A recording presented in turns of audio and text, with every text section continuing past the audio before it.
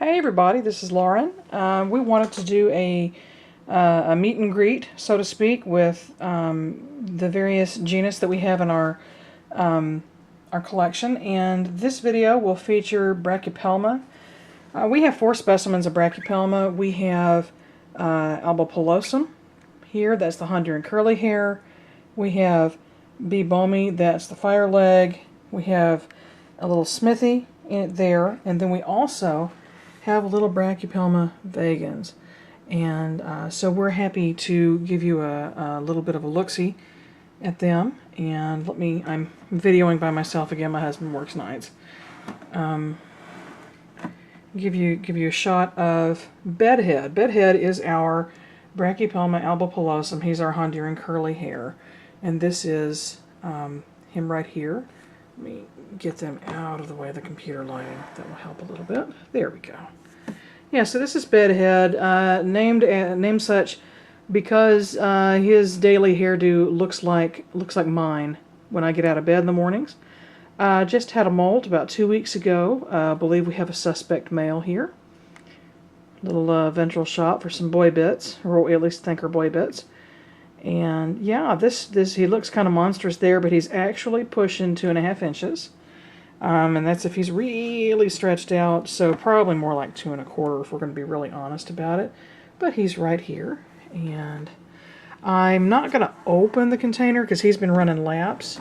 He's very happy in this. We keep him, this is actually the larger of the 2 children's shoe boxes that the Container Store offers. And one reason we like these is because they're clear, so we get a really nice look through. We don't have to open the lid and risk an escape.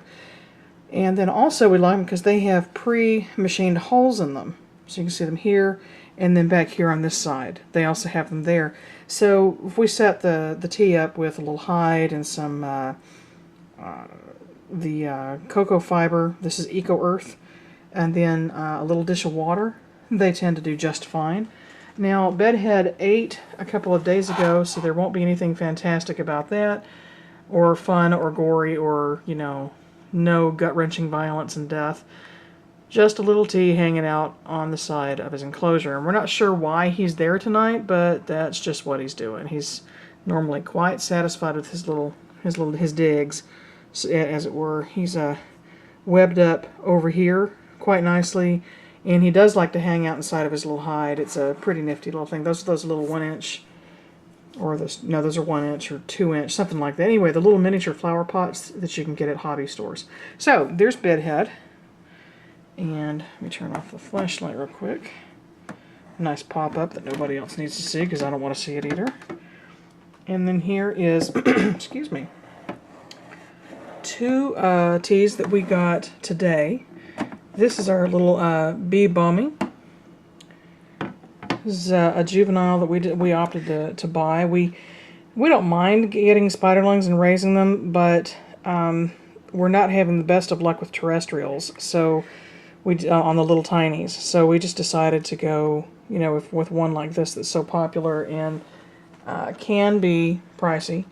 We just decided to get these, and so we thought we were going to get like 1 inch or 1.5 inches, but these are actually.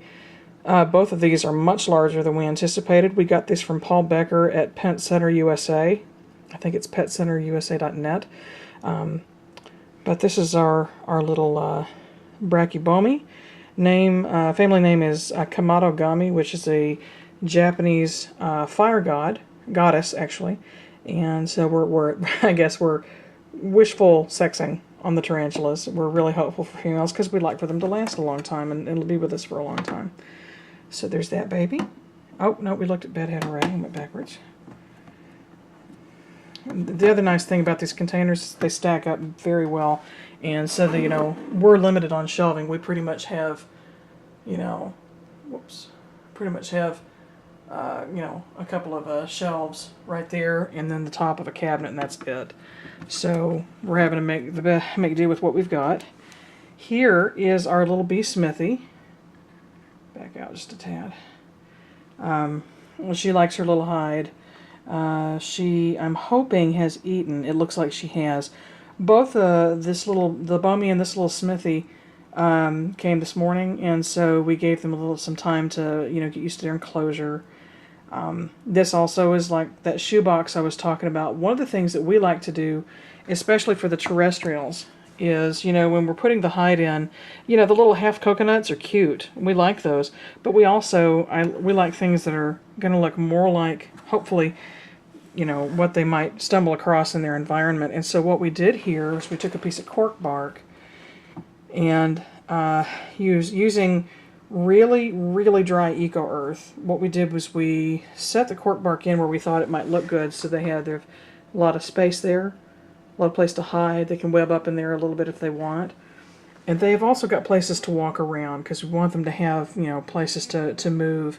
And so once we set it up against the container, we misted it. Well, we brought the substrate against it, and then we misted it, and then sprinkled dry substrate, patted it down, misted it, dry substrate, etc., and we did that so that it would, as this dried over the weekend, it would provide almost an adobe. So see, it's supported here, all the way underneath, around the edge of it there, so it doesn't fall flat on the tea. But it's also, now if you picked it up, of course it would move, but with their weight, with them weighing as little as they do, it's a walk in the park for them, and they're not going to get squished by their own hide. So yeah, so those are the boehmei and the smithi. And then we have our little Brachypelma vagans. It's our little Mexican red rump, and she is intensely shy. I believe we have a suspect female with her. After her last molt about a month ago, I really thought I could see the beginnings of an epigastric furrow. She's about an inch and a half, inch and a quarter, or excuse me, inch and 3/4. So next molt we should have 2 to 2 1/4 inches, and should be caught up with the others probably. So I'm expecting a molt from her pretty soon. And I don't know if you can see inside the pot in the back, there's light coming through the back.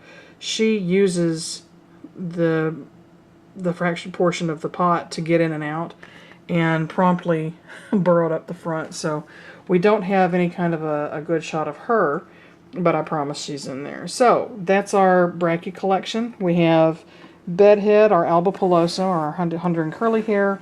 We have kamatogami, which is our boehmei. And then we have kojin, which is another fire god from Japan, is our smithi. And then, well, that actually probably should say Chica del Fuego, just to keep it friendly and family oriented.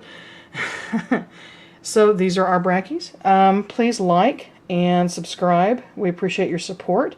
And if you have any questions, feel free to ask them. We'll be happy to respond. Y'all have a great evening.